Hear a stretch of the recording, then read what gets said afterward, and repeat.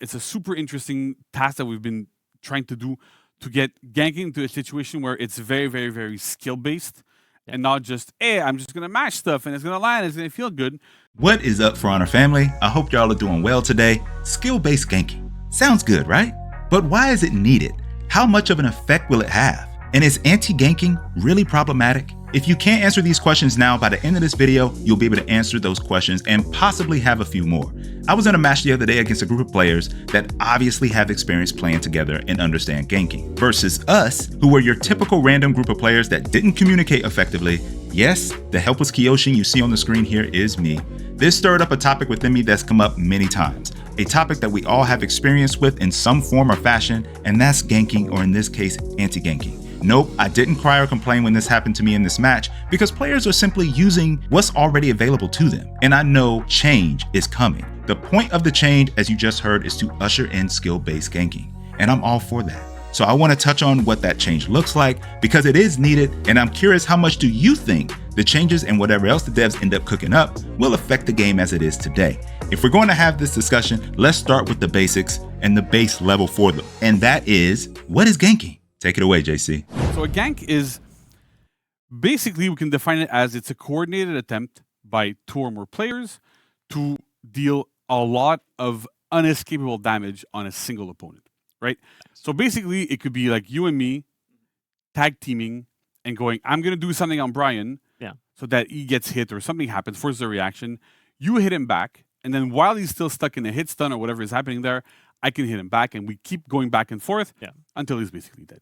Now, I know most of you know what a gank or anti-gank is at the base level, just like I do. If you didn't know, now you know. So back in March 2024, which was Year 8 Season 1, we had the 1v1v1 event. The dev team provided us a testing grounds aimed at improving anti-ganking. It was not heavily populated, and I'm sure that is a hard thing to test when you have more than half of the community jumping in there and not doing coordinated ganks or wondering what the heck is going on. So let's revisit what they are doing, because it's coming. And it's important that us as players understand what's coming and why, so you can make sense of the benefits. The focus was on hit stun. If you don't know what hit stun is, the next clip from JC will explain it, and then I'm going to add on to what he says to hopefully help some of y'all understand it more.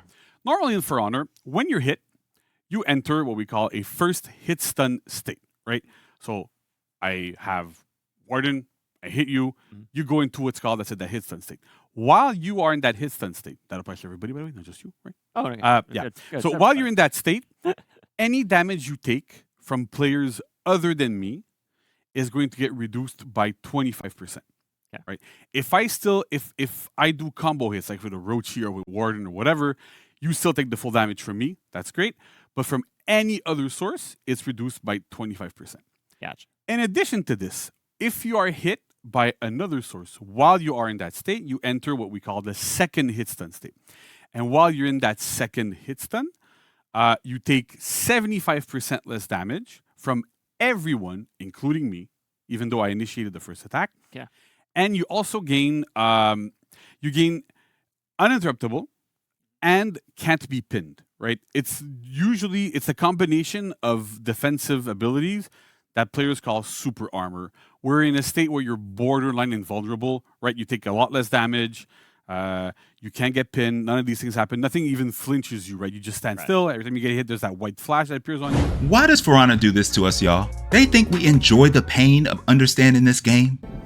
Pain is a gift. Perks are not explained that well in the game either. Speaking of perks, if you need help with them, I have a video that should help you. But back to hit stun. There's nowhere in the game for you to even learn about hit stun, and you wonder why players get frustrated. And that's another reason why I wanted to do this video, because if it helps me understand the what, when, and why of the changes, it should help others, even if it's a refresher for some. You notice he mentioned the white uninterruptible flash that coats your hero's body. We are conditioned to seeing it in our heroes, but it normally occurs based on an offensive action you take versus what happens to you once you get hit. Hit stun math applies this temporary assist to aid you in getting out of trouble. Understanding it may help you navigate a 2v1 slightly better, or stall a second more just in time for a teammate to come help, unless it's a pin move. More on that later.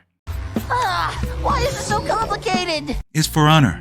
I know how you feel, but I'm going to show you what it looks like in a second, because you need to see it. Now, going back to what JC stated about hit stun, you might be wondering, how long does hit stun last? Unfortunately, the answer is, it depends. And did you expect anything else? But the beauty of this is, thanks to the For Honor Information Hub, the information is at your fingertips. Shout out to the people that keep this updated. The link is in the description if you're interested. Looking at this table isn't the easiest thing to follow, so the basic takeaway to focus on is exactly what JC stated. If you get hit 3 times total, that's the initial attack, and 2 more within the qualifying time frame for hit stun, you will be uninterruptible for a very short period of time. That's your brief window to take action. So here's a visual of what happens when you get hit that 3rd time and become uninterruptible, because when talking about something like this, visuals help. Take a look at my Momiji Muse Nobushi here, getting attacked for no reason by these filthy wardens. See if you notice the flash indicating she's uninterruptible. Did you see it? When I slow it down here, you can clearly see how after the 3rd hit, I was able to attack immediately. And if you didn't know that, you might be thinking, okay, that's good. Now I know a tool to combat it. But here's the problem. It ignores pins on the 2nd hit on a hit stunned opponent. And the result of that pin enables a hit stun reset. That's a clear problem. There's something that players call a hit stun reset. And the problem is that attacks that pin can pin an opponent that is in first hit stun, and that keeps the opponent in first hit stun. They do not go back into a second hit stun. They don't get the damage reduction in the vast majority of cases.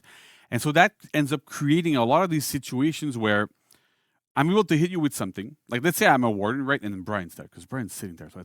So I'm hitting you with an attack, and then Brian hits you with, I don't know, like Jun's front dodge bash, right? Yeah. That is a move that pins. So because of this, he hits you with that move, you get pinned, you play a little special animation, but you stay in first hit stun, and on top of that, you don't gain the damage reduction. So I get another free hit on you, and then things can kind of devolve from there in a lot of crazy situations. I think it's wild that it's taken this long for this to even be addressed, but I'm thankful for those comp players and other players that dig into the intricacies of these moves and the effects, because they help find issues like this to notify the team. The changes being discussed could influence the comp level more than, us at the normal casual player experience, but you can understand the trickle-down effect because we are all capable of pulling off the same moves. It's just game knowledge. So lastly, listen to what the testing ground changes were to understand what has a strong chance of being here in the future. What we're aiming to do with this change, with this testing grounds, is fixing this so that any moves that pin now properly apply second hit stun, the damage reduction from any other source, when it hits in first hit stun. If you don't hit, if you hit in a first hit stun, if you do the normal stuff, it doesn't really change. But if you hit somebody in a situation where normally you would be put in second hit stun, the pinning moves also will put you in second hit stun. There's a couple other things that are in there that are like inconsequential, but that kind of play a little bit in this. So the important part here is we're normalizing these reactions to make sure that you are able to gain your defense. And so while you're in that second hit stun state, you gain, like I said, you gain full revenge. You take a lot less damage. You tend to be able to dodge earlier, block earlier. You can parry. You can do a lot of different things while you're in those states. So it makes it a lot easier to avoid those ganks and to defend against them. I do appreciate the fact they realize anti-ganking is a problem and they are trying to fix it. Better late than never, right? They didn't get the anti-ganking fixed to where it needed to be for the Year 8 Season 1 testing grounds, but it's coming soon. They mentioned it again in Year 9 Season 1's Warriors Den. The anti-gank testing ground that we did last year, Yeah. right? You remember it quite well. We did not forget about it, as you well know. No. It's I track it every. and it's not something. It's something that is still in our plans. It's still something we want to go. It's just that, to be completely transparent and honest and open to our players, it takes a long time.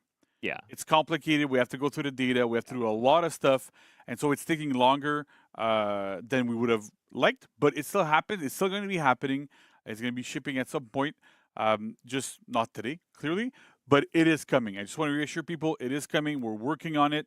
It's just that sometimes it can take a bit more time than we want. As always, it's going to come down to execution once the tweak changes are introduced into either testing grounds or go live, and I'm expecting go live. So listening to this now after getting ganked like this constantly in a few matches gives me hope for being able to better navigate out of those situations by other means than double dodging away or holding out for a teammate to show up to assist. The more you know, right? That's all I have for this one. Let me know what your thoughts are on ganking, or specifically anti-ganking as discussed in this video. Is For Honor heading in the right direction with this change? There are many videos out there, and you took the time to tune into this one today. I'm always appreciative for you for that. Anti-ganking help is on the way, y'all. Keep gaming, keep it positive. Until next time, peace.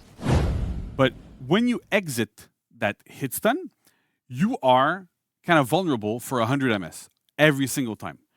Because when you switch your guard to block, then that takes 100 MS, right? So if you take an attack that's in a different stance that you wouldn't be able to block or an unblockable or a bash or whatever, you still can't defend against it. So that means that there's still a little bit of a window, and after you get hit by any of these attacks that kind of cause that hit stun, where you still can't evade, and that is kind of on purpose, and we wanted to keep that in so that you can still gank. It's not full anti-gank; it can't ever happen again. It's if you want to gank people, you have to be a lot more coordinated. You have to be really precise, hit at very, very specific timings. So this gives a lot more opportunities for those ganks to fail.